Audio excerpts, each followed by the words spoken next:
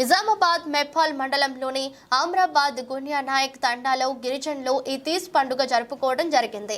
ఈ పండుగ యొక్క ప్రాధాన్యత ఏమిటంటే తాత ముత్తాతలతో వస్తున్నటువంటి పండుగను సేవాలాల్ మహారాజ్ కి భక్తి శ్రద్ధలతో ఘనంగా జరుపుతారు. ఈ పండుగ బతుకమ్మను పోలి ఉంటుంది. తీజ్ ను 8 రోజుల పాటు పూజించి 9వ రోజు నిమజ్జనం చేస్తారు. ప్రతి ఏటా ఆషాఢ మాసంలో జరిగే తీజ్ సంబరాలు అంబరాన్ని అంటుతాయి. తమకు మంచి వరుడు దొరకాలని పెళ్లిడు యువతులు 9 రోజుల పాటు నవధాన్యాలు మొలకలకు పూజలు చేయడం ఈ పండుగ ప్రత్యేకత.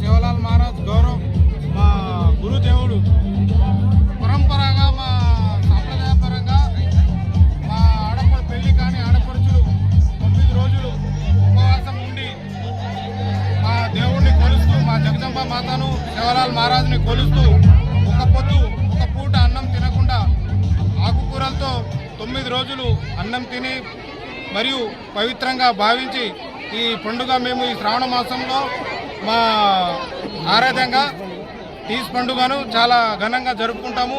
ఇది మాతోనే కాదు మా తాతల